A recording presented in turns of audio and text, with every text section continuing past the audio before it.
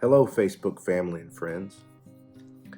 I've been getting a lot of people um, that ask me about what I'm doing as far as these holistic cancer treatments go. So I thought I'd take a minute and explain my cancer treatments. So from the top, as most of you know, I have stage 3 nasopharyngeal carcinoma. The cancer originated in the back of my nose and the nasopharynx, and I had no symptoms other than some mild congestion in the very beginning and some swollen lymph nodes in my neck right here. And I went to the doctor a couple of times, my primary care doctor, and then an after-hours clinic several times. And, given my age and overall health, no one suspected cancer. That was the last thing on anybody's mind. So finally, these nodes on my neck, after about 2 years of being able to feel them, I finally went to see an ENT because I started to kind of feel bad as well. And, there's this little nagging idea in the back of my mind that, gosh, this could be something serious. And it's one of those classic stories where you go to the doctor with a lump and it ends up being cancer. So, stage 1 nasopharyngeal cancer would be only in the back of my nose. Stage 2 would be where it has spread to your lymph nodes in the neck, and only one side is affected. Stage 3 is when both sides are affected. Stage 4 is when it has spread elsewhere in your body. So one of the things I'm doing is I am getting constantly monitored by my oncologist. I'm very thankful to have found an oncologist who's willing to work with me. I had 5 other doctors scoff at me, literally scoff. One of them literally scoffed. He went when I told him what I'd like to do. Um, so I'm very fortunate to have found a doctor willing to work with me on this. So I believe in what I'm doing. I believe in naturopathic methods, and I have for quite some time. So the first thing I'm doing is I'm getting monitored by the oncologist about every 6 to 8 weeks. So I'll have a PET scan one visit, I'll have a regular CT scan the next, an MRI the next, and I'm getting constantly monitored. And something that most of you might not know is that I had some really good results at the end of the year last year. I started this journey on my holistic treatments technically in September when I started a cancer diet. It's called the Square One Diet. It was made by a man named Chris Wark, and Chris Wark has a website called chrisbeatcancer.com. He has a #1 selling book of the same name, Chris Beat Cancer. His Square One Diet has saved a lot of lives, and that was the first thing I did, was I got on the Square One Diet. And basically what it is a plant-based diet.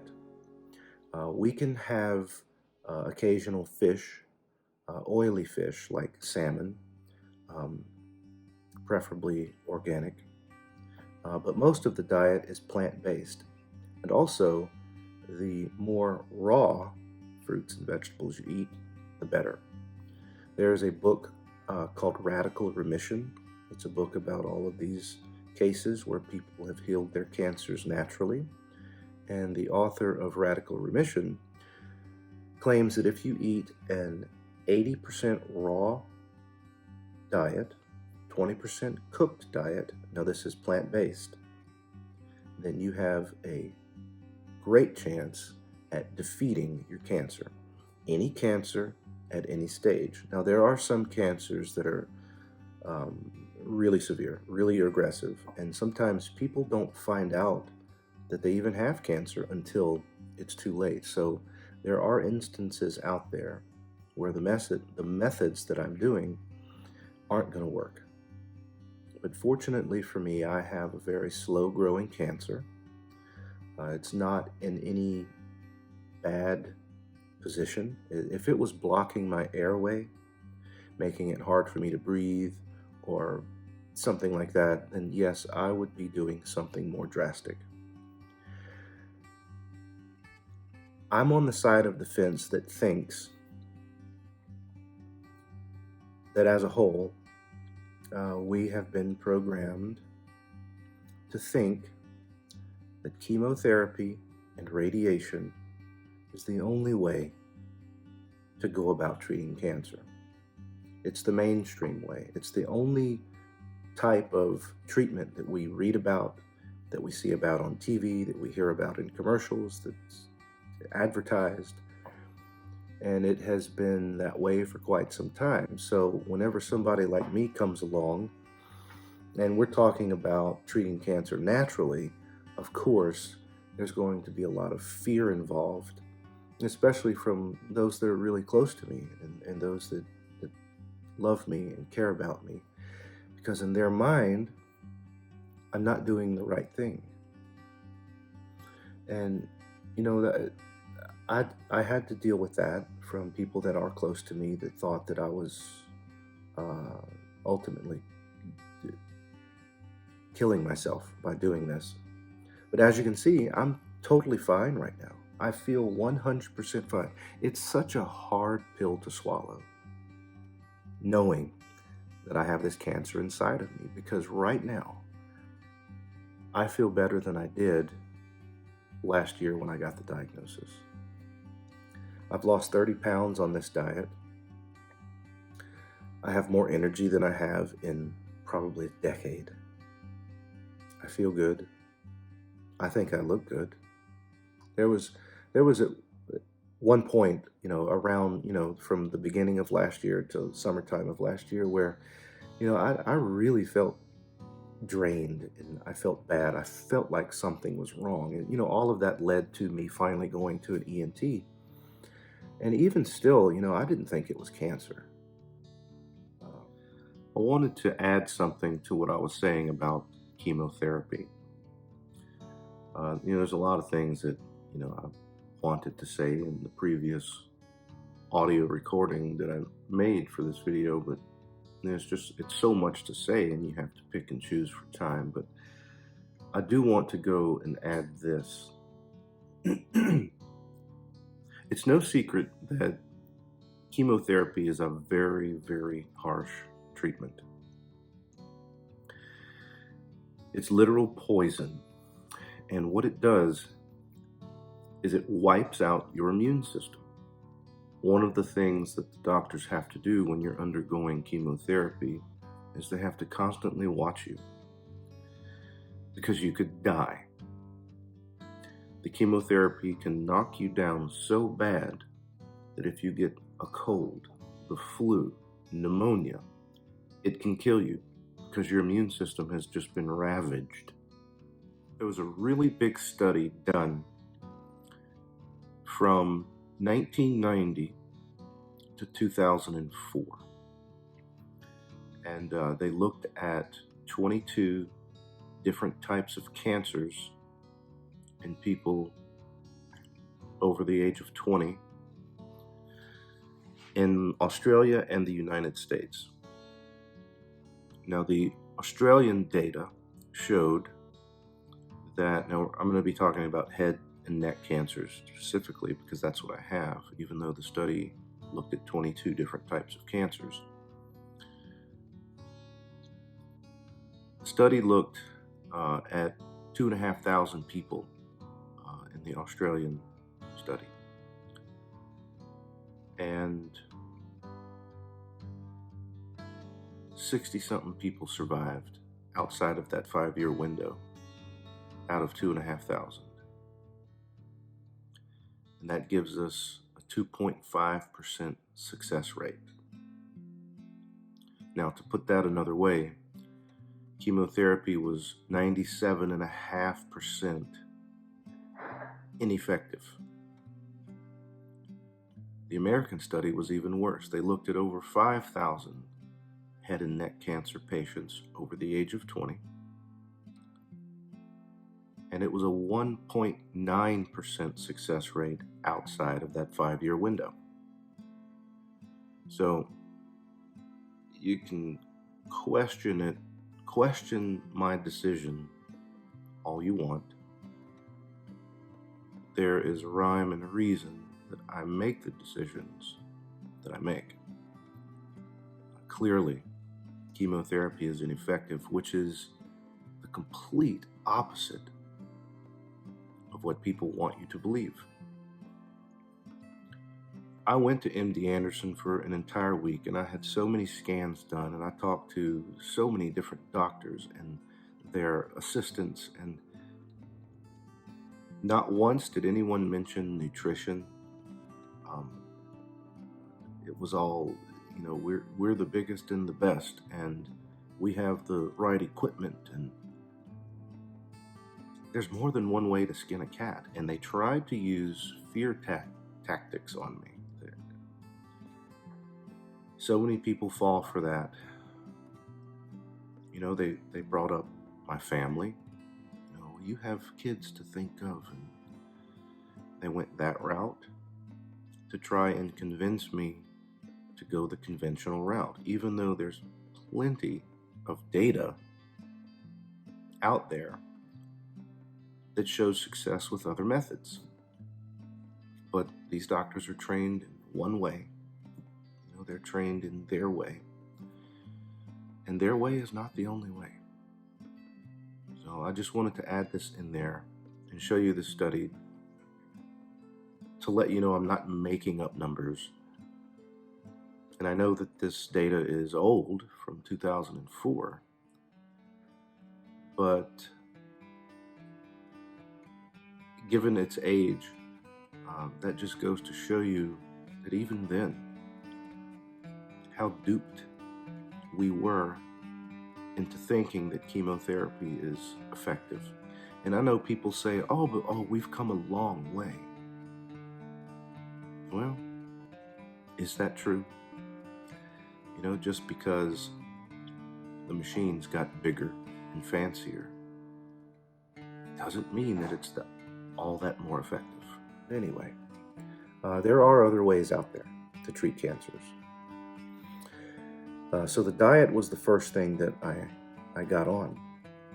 The second thing that I started doing was ozone therapy. And, not to get too complicated with my explanation, but ozone is a gas. Ozone is O3, whereas the oxygen that we breathe is O2. So if you have a single O, a single oxygen molecule, that's known as a free radical. And free radicals are unstable. They're constantly looking for something to bond with. So when you get O3, which is ozone, into your body has to deal with that. It has to process that. And there's a little moment of chaos. That's how I like to call it, where your body's trying to process what's going on. And in that chaos, your body breaks apart the O3 into a bunch of single O's. And in that moment of chaos, those O's are trying to bond with other things. And in the mix, a lot of O2 is created.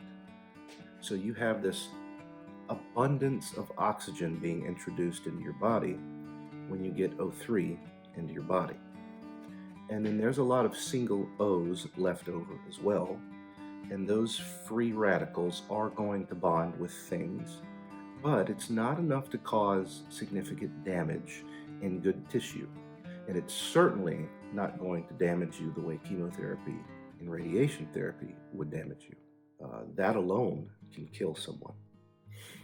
That alone can give you cancer. And again, something that led me on this path of treating my cancer naturally is the idea of treating my cancer with methods so harsh that it can kill me. It doesn't make sense to me. And to add to that, chemotherapy can cause cancer. Radiation can cause cancer. So they're treating cancer with a carcinogen. And that doesn't make sense to me either. So 3 things happen when you get ozone into your body. Number 1, your body breaks it apart into a bunch of single O's, and those single O's will bond and react with all tissues and things in your body. Number 2 is there's a lot of oxygen that's created, and cancer doesn't like oxygen. Cancer thrives in a deoxygenated area. Cancer loves sugar, and it loves an acidic environment, and it loves a deoxygenated environment. So when you introduce a lot of oxygen into your body, that's bad news for cancer. And then the third thing that happens, the third thing that happens is you are creating ozone. The O3 gets shattered apart, and in the mix, a lot of O3 is made again, and ozone kills cancer. The second thing that I started doing was hyperbaric chamber treatments. And for those of you that don't know what a hyperbaric chamber is it is completely sealed off to outside air, and you're laying in a tank, and pure oxygen is pumped into the tank. There's an oxygen concentrator, and that oxygen concentrator takes oxygen out of the air that you're breathing, and it pumps pure oxygen into the tank. The third thing I'm doing is high-dose vitamin C infusions. Now, the diet and the ozone and the high-dose vitamin C infusions, these 3 things are heavy hitters when it comes to treating cancer naturally. High-dose vitamin C, and again, not to get too complicated with my explanation, I'm getting 75,000 milligrams infused into my veins of ascorbic acid. Now, ascorbic acid is what we call vitamin C. That's 75 grams. That's a lot. If I was to swallow that much vitamin C, it would saturate the bowels. I would have liquid poop probably for days because your guts can't handle that. But when it's put directly into your bloodstream, you can handle it. And what vitamin C does in regards to cancer is when that much is introduced into your body, just like with the ozone, there's a moment of chaos, to put it into my simple terms. There's a moment of chaos where your body has to process that and react. And the way that it reacts is there's a bunch of chemical processes that take place, and the end result of these chemical processes is the production of hydrogen peroxide. So high doses of vitamin C infused directly into your bloodstream creates hydrogen peroxide. And whenever we pour that on a wound or a cut or something, you can see the peroxide bubbling and foaming. And what that is that's causing a reaction in your wound, and it is oxidizing the bacteria, and it's also oxidizing good tissue as well. But this hydrogen peroxide then reacts with the fresher incoming vitamin C that's being infused, because an infusion itself, depending on how fast you drip it into your veins, it takes about an hour. It's taken as long as 2 hours for me before. So this fresher incoming vitamin C, it reacts with the hydrogen peroxide that was produced by the earlier incoming vitamin C. Now, when the peroxide reacts with the fresher vitamin C, also known as ascorbic acid, it creates a substance called dehydroascorbic acid. Now, on the molecular level, dehydroascorbic acid looks very similar to glucose. And as I stated earlier, cancer loves sugar.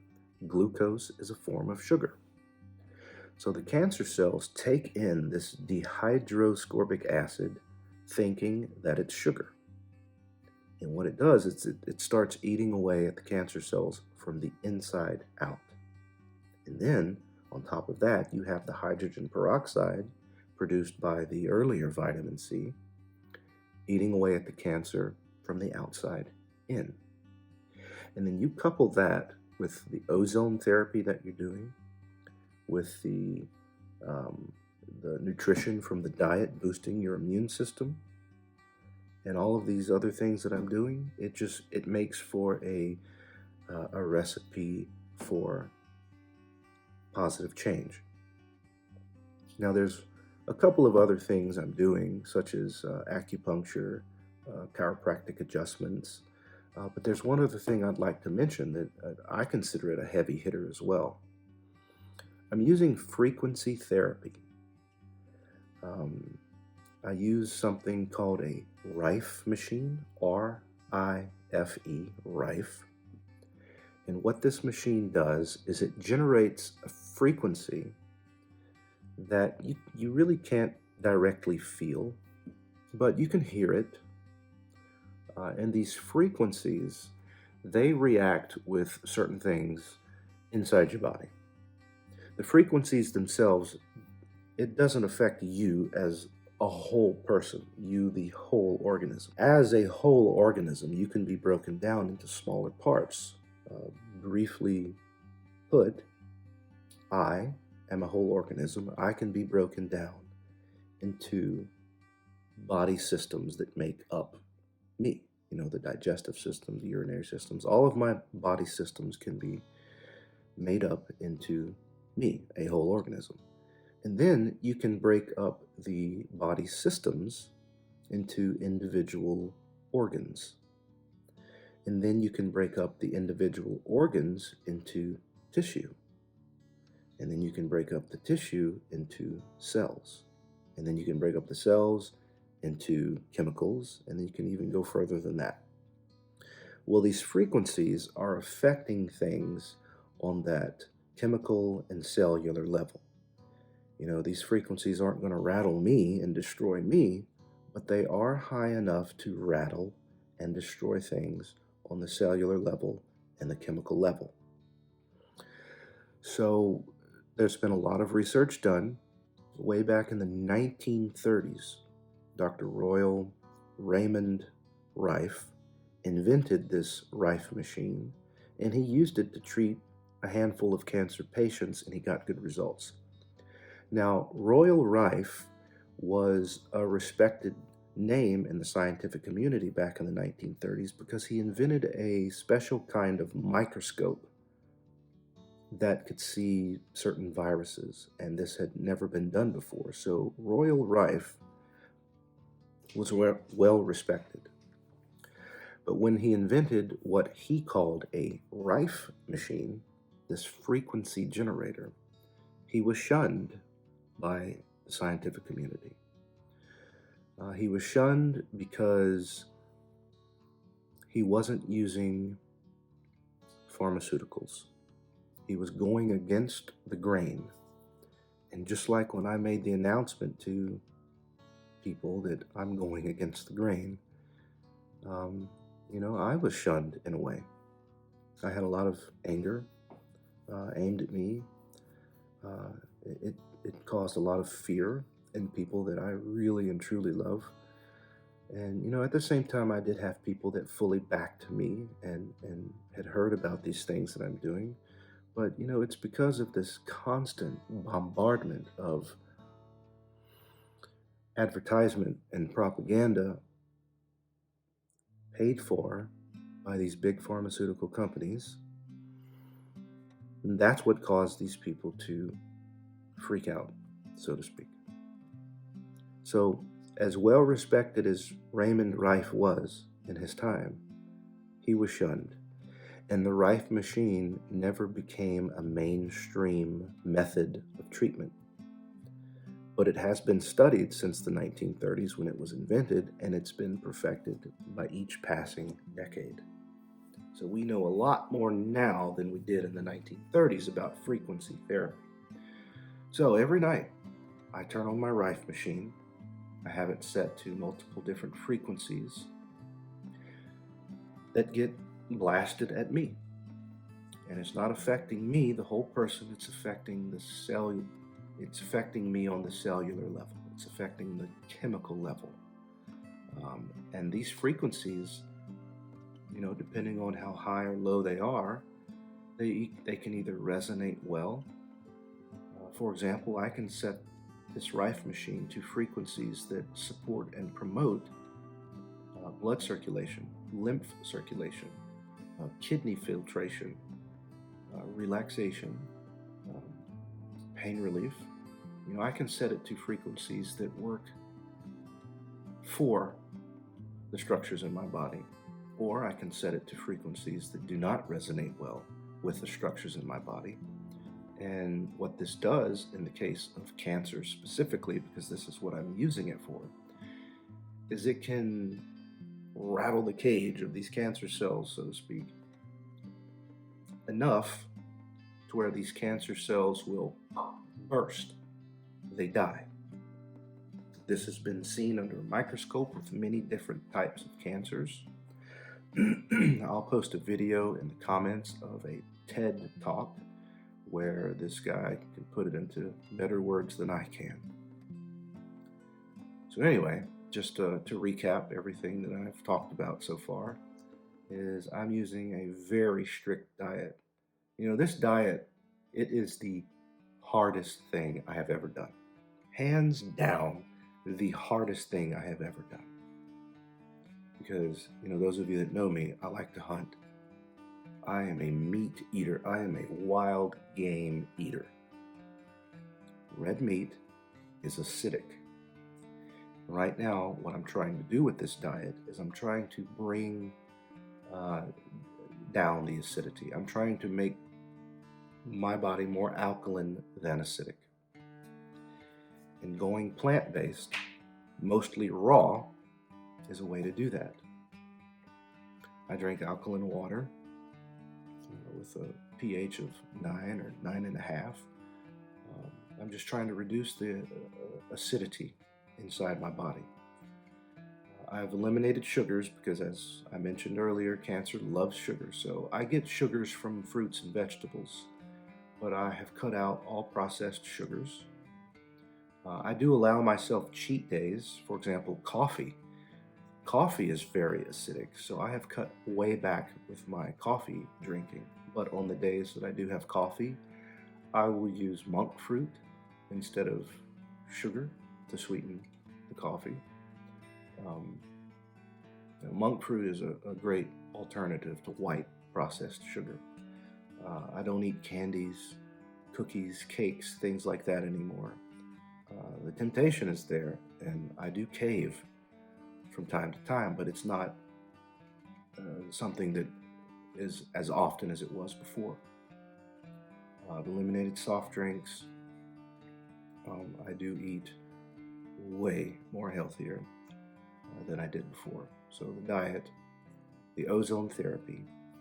And now I get ozone inside of me 3 different ways. I put on a nasal cannula and I breathe in the ozone that way.